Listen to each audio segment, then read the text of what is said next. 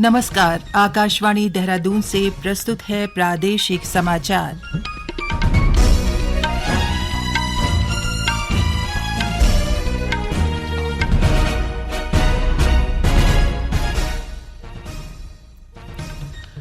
पहले मुख्य समाचार। राष्ट्रपति द्रौपदी मुर्मू ने स्वास्थ्य सेवा सुनिश्चित करने के लिए राष्ट्रव्यापी स्वास्थ्य सेवा योजना आयुष्मान भवः अभियान शुरू किया। राज्य के सतत विकास में सहयोग करने वाली 17 संस्थाओं को मुख्यमंत्री पुष्कर सिंह धामी ने एसडीजी गोलकीपर अवार्ड से सम्मानित किया। G20 शिखर सम्मेलन की सफलता और मेरी माटी मेरा देश अभियान को मनाने के लिए आकाशवाणी दिल्ली देश के पहले गांव माड़ा में कल एक कार्यक्रम आयोजित कर रहा है। और प्रदेश में आयोजित होने वाले वैश्विक निवेशक सम्मेलन में निवेशकों को आमंत्रित करने के लिए मुख्यमंत्री 25 से 28 सितंबर तक रोड शो करेंगे।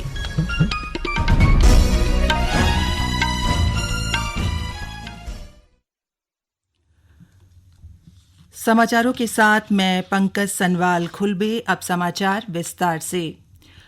राष्ट्रपति द्रौपदी मुर्मू ने आज आयुष्मान भवः अभियान का शुभारंभ किया है। इसका उद्देश्य सभी लोगों को व्यापक स्तर पर स्वास्थ्य सेवाएं उपलब्ध कराना है। राष्ट्रपति ने गांधीनगर में राजभवन से वीडियो कॉन्फ्रेंसिंग के जरिए केंद्रीय स्वास्थ्य और परिवार कल्याण मंत्रालय के इस अभियान की शुरुआत की। इस अवसर पर राष्ट्रपति ने कहा कि कोई भी गांव या क्षेत्र ऐसा न हो जो स्वास्थ्य सेवाओं से वंचित रहे। उन्होंने कहा कि हमारे देश में ये प्रार्थना करने की परंपरा है कि सभी लोग स्वस्थ और निरोग रहें। राष्ट्रपति मुर्मू ने कहा कि स्वस्थ भारत का हमारा सपना तभी साकार हो सकेगा जब सभी लोग स्वस्थ रहेंगे।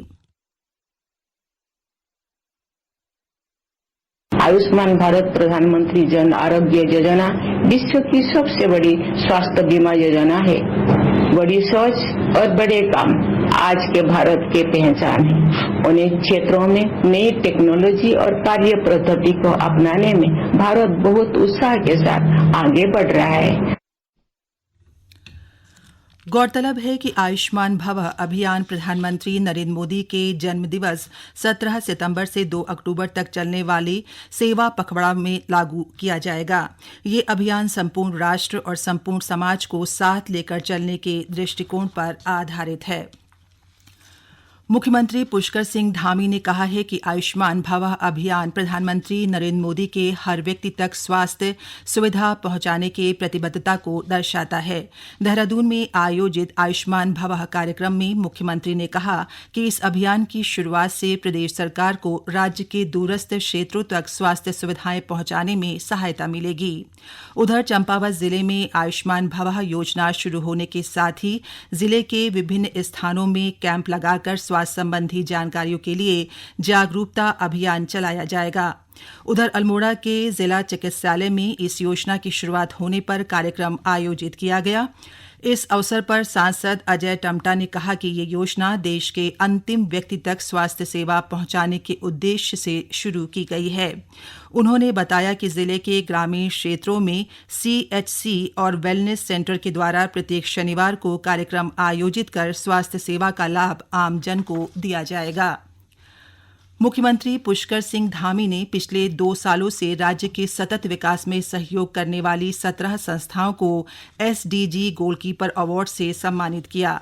इस मौके पर मुख्यमंत्री ने कहा कि संयुक्त राष्ट्रीय विकास कार्यक्रम द्वारा देश के विकास निर्धारित लक्ष्यों में से प्रदेश ने 17 लक्ष्यों को 2030 तक पाने का लक्ष्य रखा है और इसके लिए अलग अलग समितियों का गठन भी किया गया है। वहीं एसडीजी गोलकीपर अवार्ड से सम्मानित लोगों ने प्रदेश सरकार और मुख्यमंत्री को धन्यवाद दिया है। संस्थाओं से जुड़े लोगों का कहना है कि सरकार ने उनकी ओर से किए गए जिन कार्यों को सराहा है, उन्हें संस्थाएं आगे भी करती रहेंगी। टिहरी जल विद्युत परियोजना की झील में कल से 4 दिवसीय राष्ट्रीय कयाकिंग और कैनोइंग क्वालीफाइंग प्रतियोगिता का आयोजन किया जाएगा। इसके लिए जिला प्रशासन ने पूरी तैयारियां कर ली हैं। प्रतियोगिता में शामिल होने के लिए विभिन्न प्रदेशों से खिलाड़ियों के पहुंचने का सिलसिला शुरू हो गया है। टीएचडीसी के अधिशासी निदेशक एलपी जोशी ने बताया कि प्रतियोगिता में 28 राज्यों की टीमें भाग लेंगी और अब तक 400 से अधिक खिलाड़ी पंजीकरण करवा चुके हैं। इसमें टीएचडीसी गत वर्ष की भांति इस साल भी टिहरी वाटर स्पोर्ट्स क्लब 2023 जो कि 4 दिन का जल क्रीड़ा महोत्सव है, दिनांक 14 सितंबर से 17 सितंबर के बीच आईटीबीपी कैंप कोटी कॉलोनी टिहरी में प्रस्तावित है। और इसमें करीब 28 राज्यों एवं सर्विसेज सहित करीब 400 खिलाड़ी अभी तक इसमें रजिस्ट्रेशन करा चुके हैं। इसमें महिला खिलाड़ी भी हैं और पुरुष खिलाड़ी भी हैं जो इस प्रतियोगिता में उत्कृष्ट प्रतिभा करेंगे। उनको राष्ट्रीय खेल 2023 के लिए चयनित किया जाएगा और वो जो राष्ट्रीय खेल 2023 गोवा में प्रस्तावित है उसमें वो भाग ले सकेंगे। ये समाचार आकाशवाणी के देहरादून केंद्र से प्रसारित किए जा रहे हैं। कैबिनेट मंत्री गणेश जोशी ने कहा है कि कलाकार संस्कृति को आगे बढ़ाने और उसके संवर्धन के लिए काम करते हैं, इसलिए समय समय पर कलाकारों को प्रोत्साहित किया जाना चाहिए। देहरादून में श्री जोशी ने नेपाल की प्रसिद्ध अभिनेत्री नीतू कोइराला और नेपाल की अंतर्राष्ट्रीय गायिका ऋतु कंडेल को पुष्प गुच्छ और ऐपण कलाकृति भेंट कर सम्मानित किया। इस दौरान कैबिनेट मंत्री ने कहा कि नेपाल से हमारा रोटी बेटी का रिश्ता रहा है। उन्होंने कहा कि हमारी संस्कृति अतिथि देवो भव की रही है और ये हमारी परंपरा भी है। नेपाल से हमारी परंपराएं और संस्कृति भी मिलती जुलती है। उन्होंने कहा कि नेपाल और भारत का रिश्ता बेहद पुराना है और इसे कभी कोई अलग नहीं कर सकता। G20 शिखर सम्मेलन की सफलता और मेरी माटी मेरा देश अभियान को मनाने के लिए आकाशवाणी दिल्ली देश के पहले गांव माणा में कल एक कार्यक्रम आयोजित कर रहा है। आकाशवाणी की प्रधान महानिदेशक डॉ वसुधा गुप्ता इस कार्यक्रम में शामिल होंगी। ये कार्यक्रम ग्राम पंचायत माणा, आईटीबीपी और चमोली जिला प्रशासन के सहयोग से आयोजित किया जाएगा। इस कार्यक्रम का सजीव प्रसारण कल सुबह 11 बजे से आकाशवाणी दिल्ली के एफएम रेनबो चैनल और प्रदेश के सभी आकाशवाणी केंद्रों सहित आकाशवाणी के यूट्यूब चैनलों पर भी किया जाएगा। आकाशवाणी के इतिहास में पहली बार इस तरह के कार्यक्रम का आयोजन माणा गांव में किया जा रहा है।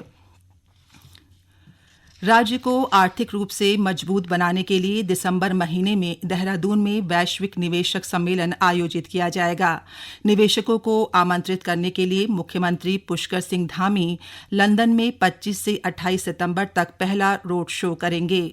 लंदन में रोड शो के बाद 16 से 20 अक्टूबर तक दुबई और आबू धाबी में भी रोड शो होंगे। मुख्यमंत्री ने बताया कि निवेशक सम्मेलन में प्रदेश सरकार ने 2.5 लाख करोड़ रुपए के निवेश का लक्ष्य रखा है। इसे हासिल करने के लिए सम्मेलन से पहले लगभग 25,000 करोड़ के निवेश को धरातल पर उतारने की प्रक्रिया पूरी की जाएगी। श्री धामी ने कहा कि पर्वतीय क्षेत्रों में निवेश को प्रोत्साहित करने के लिए विशेष प्रयास किए जा रहे हैं। इससे पहाड़ों से पलायन को रोकने में मदद मिलेगी। सैनिक कल्याण मंत्री गणेश जोशी ने देहरादून के गुनियाल गांव में बन रहे प्रदेश के 5वें धाम सैन्य धाम का निरीक्षण किया। उन्होंने सैन्य धाम के निर्माण कार्य की धीमी गति पर नाराजगी व्यक्त की और अधिकारियों को निर्माण कार्यों की रफ्तार बढ़ाने के निर्देश दिए। इसके बाद अधिकारियों के साथ बैठक में सैनिक कल्याण मंत्री ने सैन्य धाम के निर्माण का काम इस साल दिसंबर तक पूरा करने को कहा। बागेश्वर जिले में 3 पुलिसकर्मियों समेत 10 लोगों में डेंगू की पुष्टि हुई है। इनमें से 3 लोगों को जिला अस्पताल भर्ती कराया गया है। जिलाधिकारी अनुराधा पाल ने डेंगू से बचाव के लिए नगर पालिका को स्वच्छता अभियान में तेजी लाने के साथ ही हर वार्ड में फॉगिंग के निर्देश दिए हैं।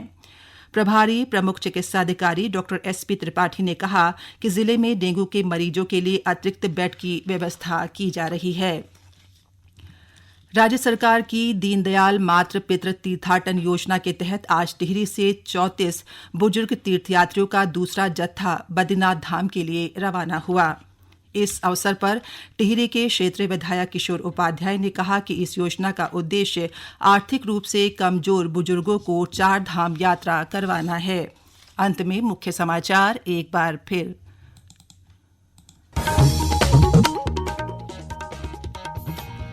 राष्ट्रपति द्रौपदी मुर्मू ने स्वास्थ्य सेवा सुनिश्चित करने के लिए राष्ट्रव्यापी स्वास्थ्य सेवा योजना आयुष्मान भवः अभियान शुरू किया। राज्य के सतत विकास में सहयोग करने वाली 17 संस्थाओं को मुख्यमंत्री पुष्कर सिंह धामी ने SDG गोलकीपर अवार्ड से सम्मानित किया। G20 शिखर सम्मेलन की सफलता और मेरी माटी मेरा देश अभियान को मनाने के लिए आकाशवाणी दिल्ली देश के पहले गांव माड़ा में कल एक कार्यक्रम आयोजित कर रहा है। और प्रदेश में आयोजित होने वाले वैश्विक निवेशक सम्मेलन में निवेशकों को आमंत्रित करने के लिए मुख्यमंत्री 25 से 28 सितंबर तक रोड शो करेंगे। इसके साथ ही प्रादेशिक समाचार का ये बुलेटिन समाप्त हुआ। नमस्कार।